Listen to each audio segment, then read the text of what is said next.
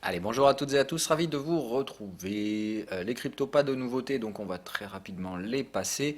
On digère le momentum haussier précédent. Je vous ferai simplement noter, bon, en 8 heures, hein, mais il n'y a pas qu'en 8 heures qu'on voit ces signaux-là.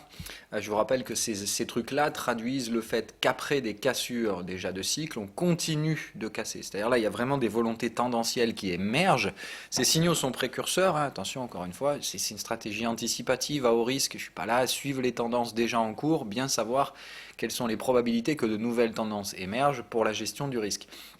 Bon, ici, ça fait deux fois qu'on tape ici. Ça veut dire que malgré des cassures, d'accord, là, ça veut dire on casse les cycles et on continue de casser de nouveaux cycles après. Ça, c'est plutôt effectivement un signe de volonté tendancielle. Ça ne veut pas dire qu'il y a une tendance immédiate qui va arriver, mais généralement qu'on prépare. Voilà, on est sur des phases préparatrices de tendance. Donc là, on a préparé une tendance. Typiquement, c'est ça ce que vous avez, c'est les vagues 1 en fait qui vont faire ça. Donc vague 1, donc j'ai envie de dire sous vague 1 d'une vague 3 à venir, donc plutôt positif. J'étais hésitant sur toute la phase spéculative. Pour moi, là, franchement, on prend un biais très largement positif. Alors, il y en a beaucoup encore qui disent que cette trendline va résister et que du coup, on va aller casser et aller au plus bas. C'est possible, mais moi, face à ce que j'ai en face de moi, techniquement parlant, le biais est largement ouvert pour une poursuite de cette hausse. Après, donc, une courte digestion dans cette zone d'indécision. Comme on a des bears qui pensent qu'on va plus bas, ben, il est normal qu'on hésite un moment pour leur donner à la fois tort et raison. Et après, on verra bien la résultante finale de cette décision. Moi, je suis mon biais pour l'instant. J'ai plutôt envie de... alors, je n'augmente pas mon exposition, puisque là, on est simplement revenu sur mes prix d'entrée pour l'instant. Donc, je ne vais pas renforcer sur le même prix, mais évidemment, ma confiance en ce scénario commence à augmenter plus qu'à réduire. Hein, voilà. Moi, l'objectif, c'est quand on travaille une zone spéculative, je préfère aller vers les validations que me rapprocher des invalidations. Évidemment, c'est toujours un peu comme ça que ça joue. Et on peut jouer sur cette et si oscillation, validation et non, et invalidation et non, et on peut y jouer très très longtemps dans les phases spéculatives. C'est la raison pour laquelle, évidemment, beaucoup s'y cassent les dents. Allez, on passe à autre chose. Toujours pas malheureusement de possibilité de faire de l'intraday. Alors pour ma part, hein, y en a qui le font, il n'y a pas de souci. Mais je dirais que dans l'application de ma stratégie qui est purement technique, compliqué parce que le contexte est chiant. Vous voyez que en gros on avait dit Trump et Xi ne se enfin et président Xi ne se verraient pas avant le 1er mars. Là on entend dire qu'ils vont essayer de se bon enfin c'est n'importe quoi. Donc c'est le foutoir. Vous avez la Maison Blanche qui fait tout pour faire remonter les marchés. Ça devient grotesque. Hein, c'est de la pure manipulation de news flow.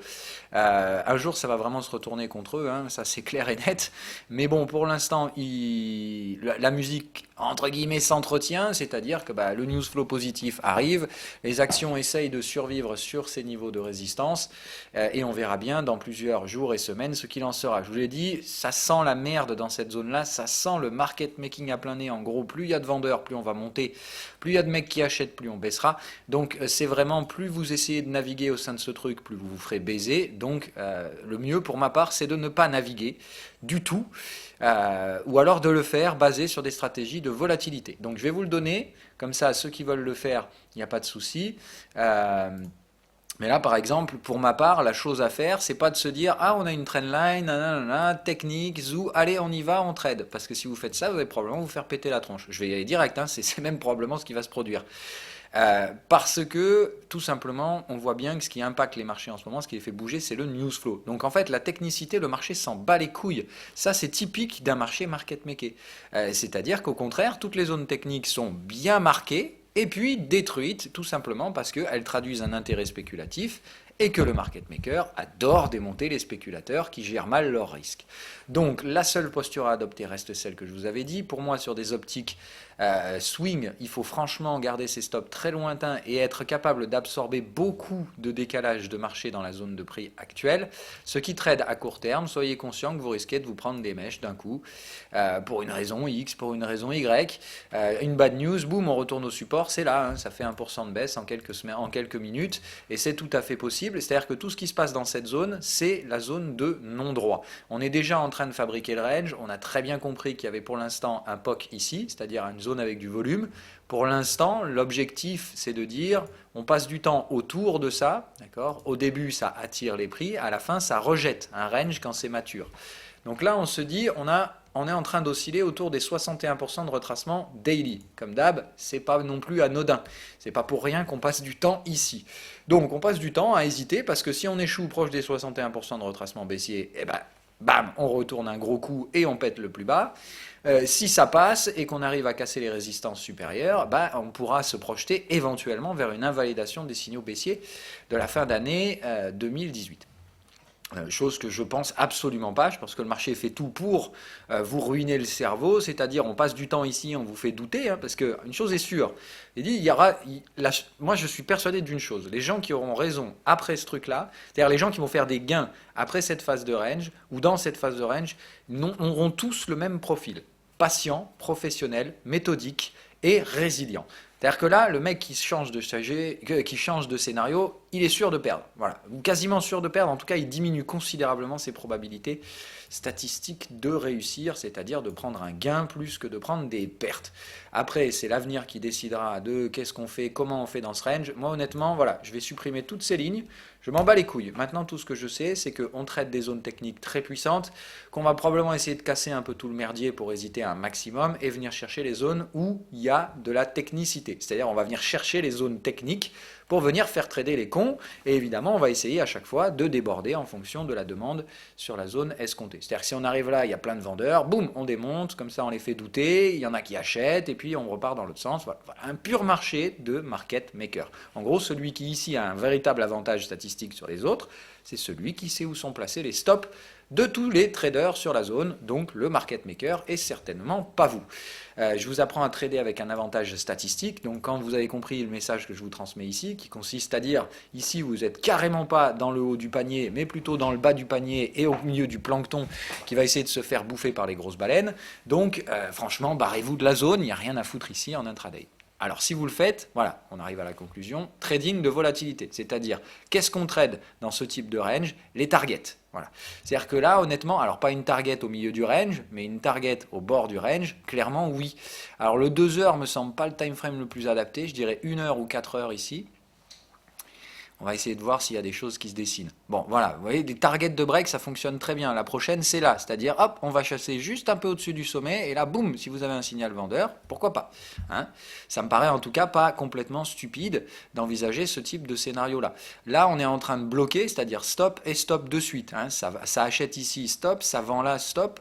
Qu'est-ce qu'on fait? Ben voilà. Voilà, entre les deux, c'est le foutoir, vous tradez surtout pas. Et vous attendez, il y a un petit trade en cassure si on déborde ce niveau-là, petit trade en cassure si on déborde celui-là, pour aller à chaque fois casser soit le plus haut, soit le plus bas. Hein. Voilà. Donc là, c'est difficile à dire, mais moi je dirais franchement, pour l'instant, on est dans la partie basse des canaux de contexte, et j'aurais plutôt tendance à dire, tant que ça tient, on va voir s'il y a un signal. Bon, voilà.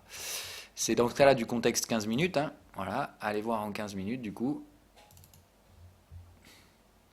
Voilà, essayez de chercher un trade dans le contexte, ici, si ça vend, c'est divergent, bon, c'est pas le meilleur des signaux, mais là, en gros, boum, on vend, on sécurise, on prend son profit, point barre. Ok, là, moi, c'est tout ce que je verrais à faire sur les indices US, là, entre guillemets.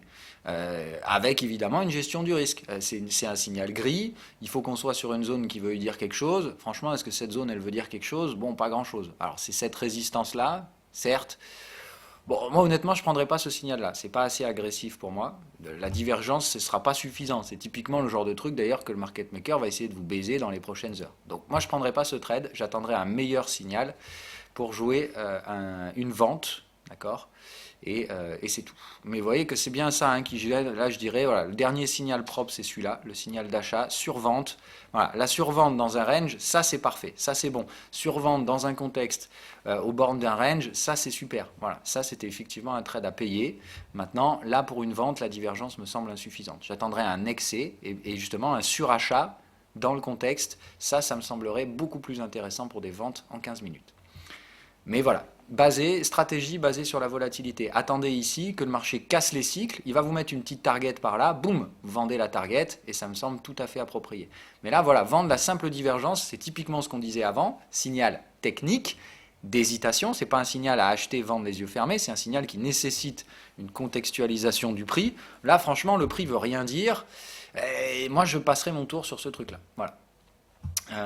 Allez, on parle des Bund. Voilà, bon ben les Bunds no comment, hein, ça retombe. Ah quelle surprise! Donc voilà, on va voir un peu cette histoire-là. Hier donc avalement baissier clôturé en daily, hein, voilà, donc je dis c'est propre, voilà, ça clôture sous le plus bas, ouverture au plus haut, clôture au plus bas, c'est-à-dire une ouverture hebdomadaire à la baisse. Et ça me plaît beaucoup après la grosse connerie à la hausse de la semaine passée.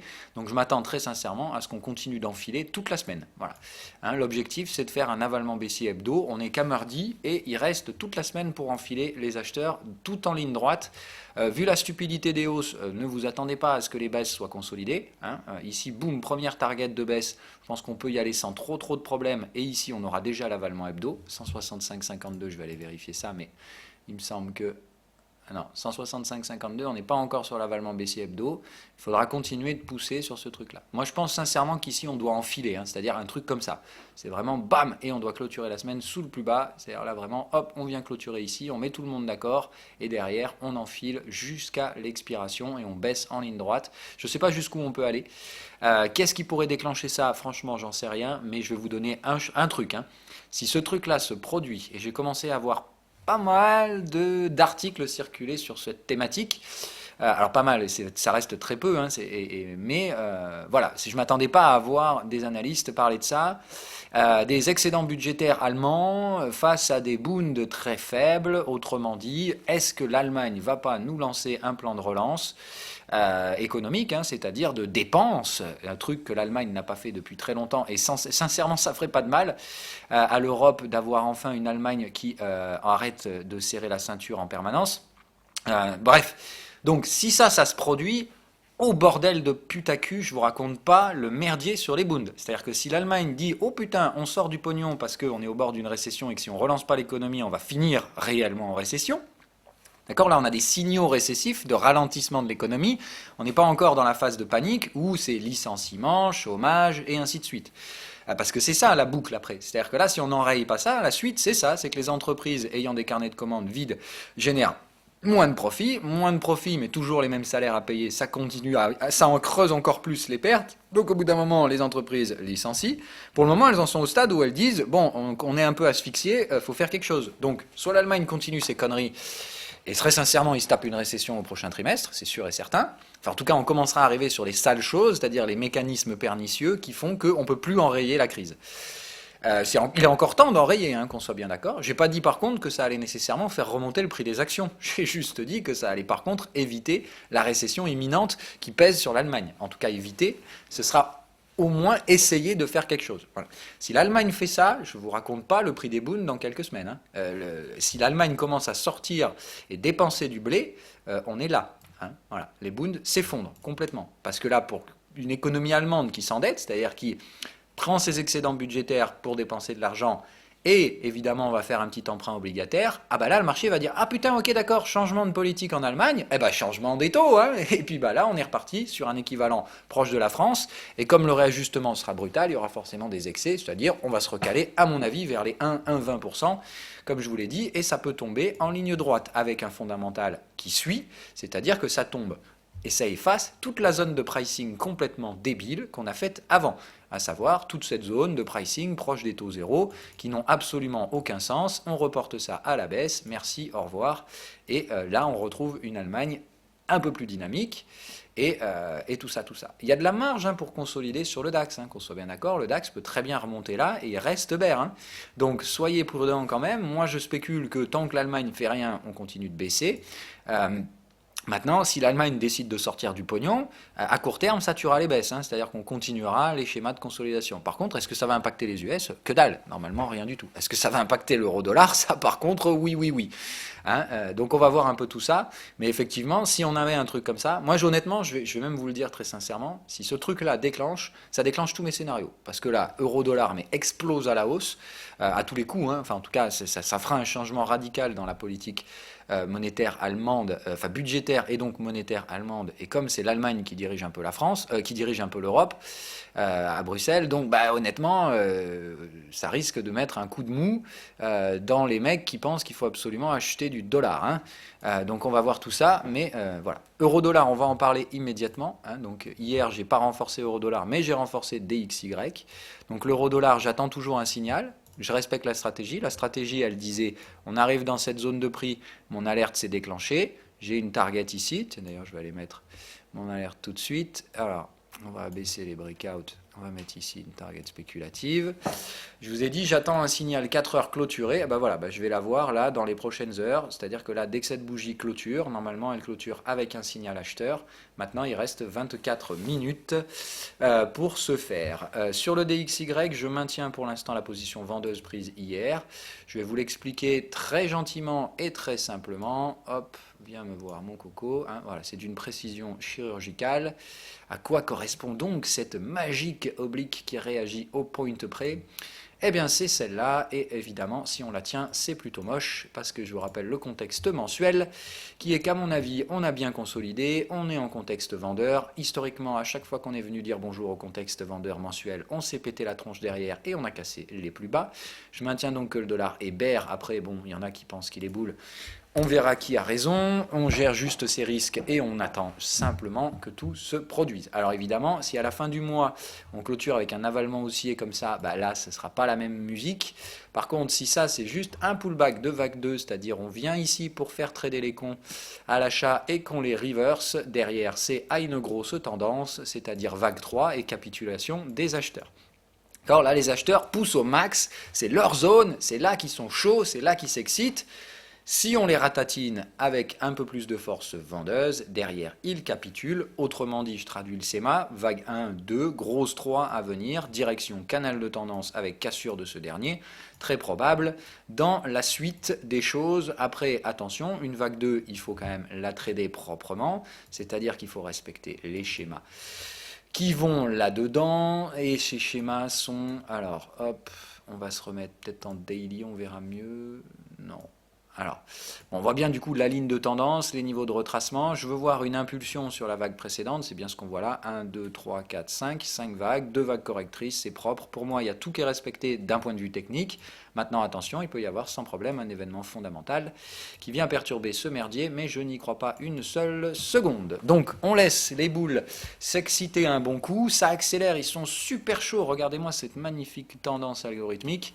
Si ça se reverse ici et qu'on commence à partir au sud, les mecs vont commencer à voir un peu plus rouge.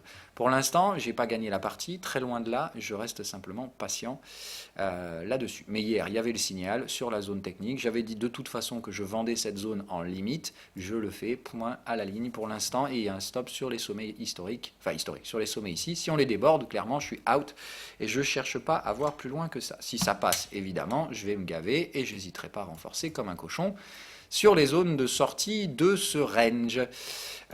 Pour l'instant, on en est encore très loin, donc patience. En gros, là, c'est levier maximum spéculatif, peut-être un petit trade en breakout entre deux, et ici, le levier max pour jouer la phase de tendance, c'est-à-dire l'effondrement de la valorisation, la capitulation des acheteurs. En gros, ceux qui achètent là les cassures de résistance, ici, ils ont leur stop loss, qu'on soit bien d'accord. C'est-à-dire quand on vient là, ils déclenchent leur stop, et derrière, il n'y a plus d'acheteurs. Un marché sans acheteurs, c'est un marché en tendance baissière.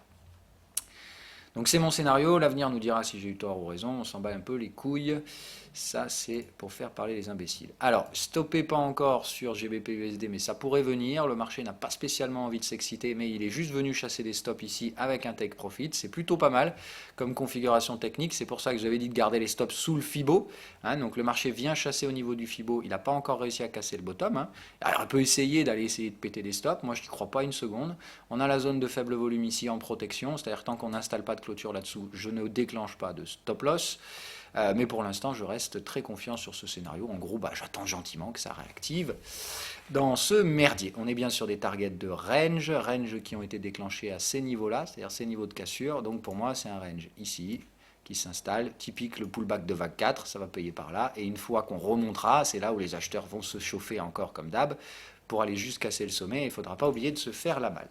Donc, toujours dans un contexte de vague 4 typique, je reste donc patient et en respect de la stratégie. Gold et Silver se reprennent ce matin, on va aller voir si ça c'est pas un bon signe, mais pourquoi pas. Donc ça pourrait faire une structure de double bottom ici, donc ça pourrait témoigner effectivement d'un nouvel affaiblissement du dollar à venir. Moi je reste prudent, mais voilà, est-ce qu'on est en réactivation de la tendance? C'est pas impossible. C'est clairement pas impossible. J'ai pas de signaux, donc je ne trade pas, mais c'est pas inintéressant ce truc-là. Il faudra aller voir en 1 heure du coup. hein, pour retrouver le contexte ici. Bon là, on est bien trop tard, hein. Je vous rappelle qu'un signal, quand vous êtes là, en gros, c'est déjà sur la résistance de la tendance. Donc, c'est plus le moment d'acheter là. Mais il y avait petits signaux. Voilà. Donc, pour ceux qui le voulaient, il y avait des achats ici en contexte horaire sur une zone à stop. Entre guillemets, ici, c'était achat spéculatif avec un tout petit stop sous le support précédent. Et là, vous êtes déjà normalement en train de sécuriser ces trades et de viser donc un débordement acheteur vers les 1330 maximum pour récupérer vos gains. Moi, je ne suis pas dedans, donc tant pis. Je ne fais rien pour l'instant. Alors, qu'est-ce que j'ai d'autre à vous donner ce matin? Alors, VIX à 15, ah ouais, ça c'est fort, d'accord. Donc, le VIX qui nous fait sa dernière phase de baisse prévue, hein, donc voilà, le VIX, là, je vais le cartoucher bientôt. Alors, il y a l'expiration qui arrive, je ne sais plus trop quand, ou je ne sais pas si on est déjà expiré. Je crois qu'on a déjà expiré. Donc, le schéma 1, 2, 3, 4, 5 classique qui termine la deuxième vague de baisse. Donc, A, B et une vague C beaucoup plus courte que la vague A. On va aller chercher des niveaux d'extension, même si normalement, il ne faut pas trop faire ça sur le VIX. Hop. Hop, pardon. Alors, qu'est-ce que j'en fous? Ah oui, voilà, donc je mets mes petites extensions et on va chercher des structures d'affaiblissement. Alors, on va aller chercher encore moins que ça, du coup. On va avoir 38,2. Voilà, 38,2, ça peut être un objectif graphique. Donc 38% de la vague précédente, ça fait vraiment une grosse perte de vitesse, mais c'est normal, hein. Je vous rappelle que le VIX est un schéma parabolique, donc évidemment, quand on étend les vagues à la hausse, on les étend très fort, quand on consolide, on réduit effectivement les amplitudes. Donc je dirais pourquoi pas aller faire un petit tour 14,8, 14,7, là, donc cet après-midi, les US poussent un petit peu, comme on l'a vu tout à l'heure, ils vont chercher les cons qui vendent un peu trop tôt, on fait acheter les imbéciles évidemment, et il faudra vendre, je pense, cet après-midi pour ma part sur les US, dans cette conjoncture, c'est-à-dire attendre que le VIX se casse, d'accord, attendre un achat de VIX par là. Je crois qu'on est sur la nouvelle expiration, donc moi j'hésiterai pas du tout. Putain, c'est nouveau ça. Ah, c'est bien ça. Ça c'est pas mal. Alors attends, fais voir un peu comment. What the fuck. Ah, ok, mais comment. Ah, d'accord, bon, ils ont changé le système d'alerte. Pro-framework, bon, d'accord, ça c'est un peu moins bien. C'est pas grave. Alors ça, on ne sert à rien. Ok. Donc, nous y revoilà, hein. Donc, j'attends que le VIX vienne chercher cette zone technique. Alors, il faudrait que ce soit un peu plus haut. Donc, je vais aller. On peut plus les bouger, les alertes, comme avant? Non. Ah, si. Dis-moi que tu veux bouger. Non, tu veux pas. Donc, je vais la supprimer. Je vais en remettre une. Et je vais me la mettre avec mon code couleur habituel. Voilà, donc par là, ici, des entrées spéculatives sur le VIX. Je dirais le contexte horaire me semble tout à fait adapté. Donc attendre un signal horaire pour acheter ce truc-là. Clôturer, j'entends bien, hein, il est obligatoire que les positions, que le trade soit clôturé, que la bougie soit clôturée. Mais ça me semble tout à fait intéressant. Donc dans un premier temps, venir tester le niveau technique. Dans un second temps, attendre le signal technique pour trader. Si jamais ça ne déclenche pas de signaux, un trade en breakout à prendre ici avec un stop du coup sur le plus bas qui aura été fait, me semble tout à fait approprié pour cadrer ce marché. Donc là, juste l'attente d'un signal pour choper du VIX et donc probablement, je ne vais pas renforcer les US, mais ce serait possible de le faire. Tesla, hier, on va en parler rapide, la séance de Tesla assez intéressante, hein, donc gap haussier et mèche haute, si on la regarde en daily, voilà, c'est-à-dire ça tente le gap haussier en plein milieu d'une zone d'hésitation, mais en gros on neutralise ici, donc attendez-vous à ce que Tesla forme une sorte de triangle par là, hein, entre guillemets, laissez-les gagner du temps. D'accord? C'est normal, je vous rappelle qu'on hésite sur cette zone de prix parce que les enjeux sont énormes. Donc laissez Tesla hésiter dans ce triangle. Derrière, soit ils prendront la direction acheteuse. Je m'en bats les couilles, hein, je vous rappelle, mais mes entrées sont tout en haut. Donc je risque rien du tout, même si on va chercher la mission obligataire à 360 $. Puisque derrière, ici, je vous rappelle que les gérants obligataires qui vont se voir octroyer des actions Tesla hors de prix vont probablement les vendre immédiatement. C'est-à-dire, en gros, Tesla leur donne des actions pour payer l'émission obligataire. Les gérants vendent tout de suite ces actions pour récupérer de l'argent. En gros, au lieu que Tesla emprunte pour leur donner de l'argent, elle leur donne des actions, ils vendent, ils récupèrent l'argent et ils font autre chose avec. Il m'étonnerait que les gérants obligataires gardent des actions Tesla dans un contexte de marché hésitant, voire vendeur. Évidemment, je dis, si ça va là, c'est panique à bord. Tous les gens qui ont des actions Tesla vont capter qu'il va falloir une nouvelle émission obligataire pour déjà rembourser de la dette. Autrement dit, les marges vont chuter en ligne droite et on perdra de nouveau 2 ans avant d'espérer de nouveau voir ressortir toujours les mêmes conneries, à savoir Tesla à l'aube de la profitabilité. Ça fait 5 ans qu'ils nous sortent la même merde, ça fait 5 ans que ça marche. Et pourtant, ça génère toujours pas de pognon. Donc, on verra bien si cette musique un jour s'arrête et que du coup, on revient sur des pricing logiques. Je vous rappelle encore une fois, un Tesla, ça coûte plus cher que General Motors. Allez m'expliquer ça, quand General Motors, en départ de marché 50 fois supérieur à Tesla, comment on peut les pricer au même prix? C'est juste fou. Donc oui, c'est parce que Tesla, les attentes sont énormes. Voilà, Elon Musk est un superbe vendeur et surtout, il est capable de pricer, de faire valoriser sa société 20 fois plus cher que ce qu'elle vaut réellement. Alors peut-être pas 20 fois plus cher, mais je dirais au moins 2 fois plus cher. Pour moi, Tesla, ça vaut 150 et ça vaut clairement pas 400 $. Bref, après, c'est comme vous voulez. Moi, je suis un vilain méchant et je suis pas un mec. Enfin, j'aime bien. C'est pas que j'aime casser les rêves des gens, c'est juste que quand les rêves sont stupides, au bout d'un moment, ça génère de l'argent de piquer le pognon de ceux qui sont assez cons pour y croire. Voilà. C'est à peu près tout. Le reste, ça se passe plutôt pas trop mal. Donc en attente sur le reste des scénarios, c'est à peu près tout ce que j'ai donc à vous dire aujourd'hui. Donc probablement un VIX en surveillance portefeuille aujourd'hui. Qu'est-ce que j'ai donc? Boone, c'est fait, je touche plus. Honnêtement, c'est tout ce que je vais faire aujourd'hui. Toujours en attente sur Boeing. Tiens, d'ailleurs, on va aller regarder. Ah oui, non, Electronic Arts aussi. Donc voilà, Electronic Arts, quand même, l'histoire est folle. Je vous l'ai montré hier, je vous ai dit, faites attention, ne vous positionnez surtout pas vendeur dans le cadre d'un marché comme ça, puisqu'hier, on a ouvert en gap haussier, on a poussé, c'est-à-dire qu'au moment où on vient chercher les objectifs vendeurs, franchement, il fallait avoir le cœur bien accroché. Et voilà, magie du scénario, voilà la séance intraday d'Electronic Arts, ça gap, ça pousse, ça vient chercher la zone et bam, ça se pète la tronche immédiatement. Donc effectivement, pas très très enjolivant comme scénario. Maintenant, bon, moi je vais rester patient parce que je vois pas. Ça doit être typiquement un pullback de vague 4. Donc je m'attends maintenant normalement à un petit débordement. Je vais mettre mon alerte ici et je vais essayer donc de trader un essoufflement acheteur. C'est-à-dire ici un signal au-delà de ça pour chercher des entrées vendeuses. Voilà, toujours spéculative, je l'entends bien. Je dirais, voilà, attendre qu'on vienne là, chercher. Vous voyez que là, honnêtement, là, le contexte horaire, c'est devenu intradable. Là, regardez les box de contexte, ça, vous ne pouvez pas trader. Donc là, c'est pas en horaire qu'il va falloir trader ce truc-là. Déjà, il va falloir aller chercher des contextes qui sont encore tradables, c'est-à-dire logiques, des endroits où vos box de contexte ne sont pas complètement massacrés. Bon, là, ça ne veut plus rien dire, on est bien d'accord, donc c'est pas possible de trader en 2 heures non plus. En 4 heures, ça me semble compliqué.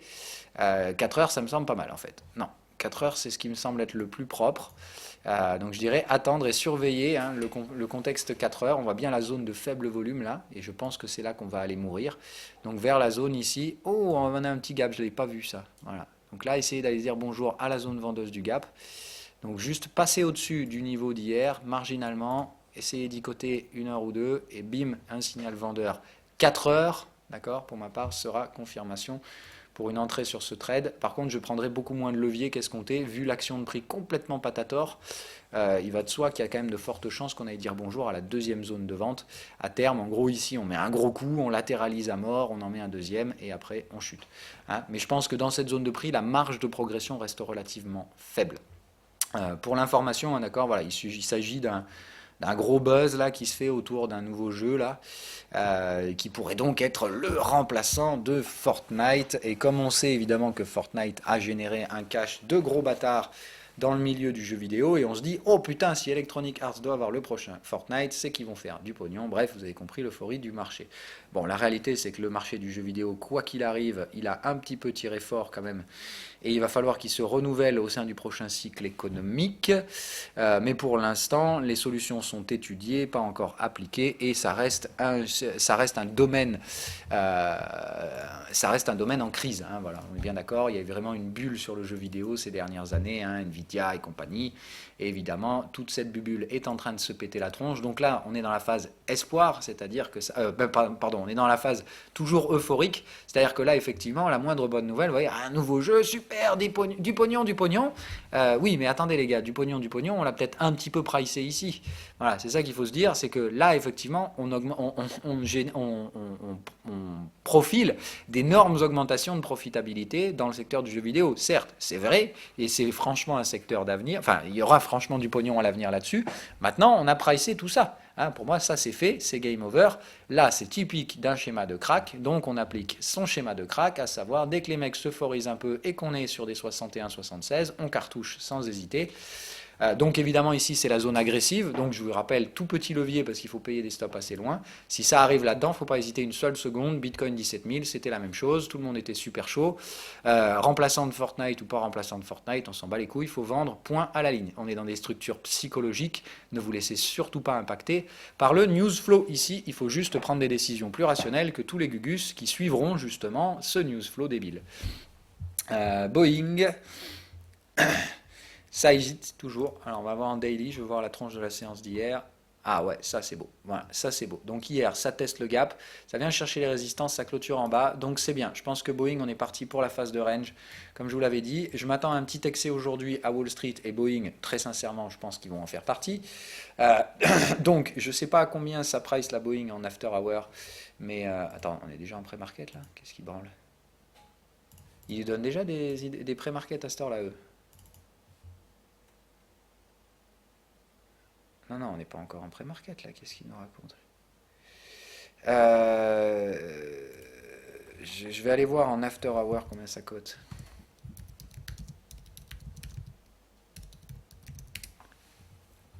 Alors, Boeing en after hour, ça cote 403,90. Bon, ok, ça n'a pas bougé quoi.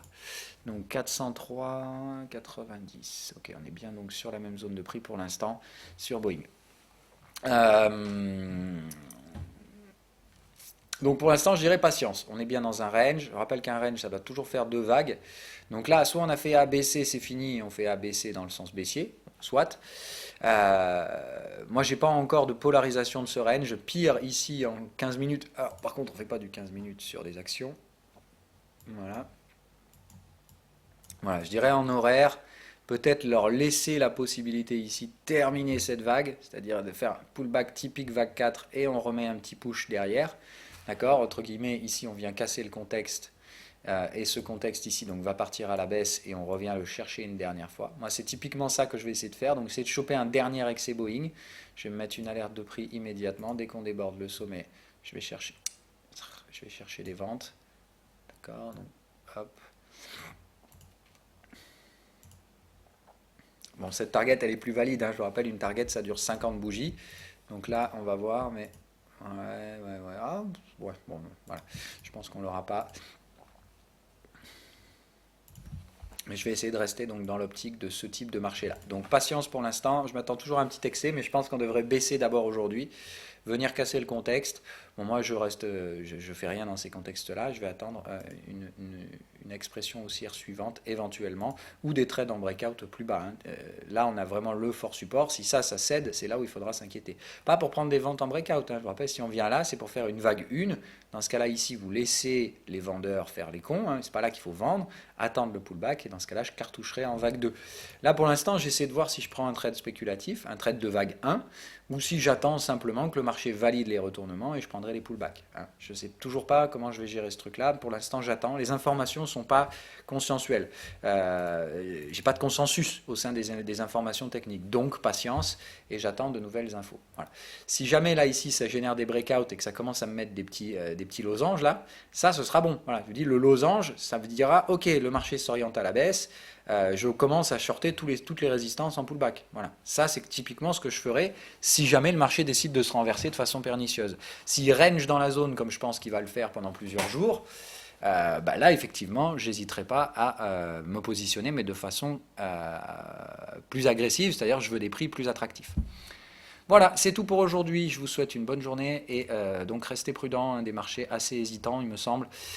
C'est du stock picking, hein, c'est-à-dire ça achète un coup ici, un coup là. Marché drivé par du news flow, c'est-à-dire il y a toujours quelques publications encore qui arrivent.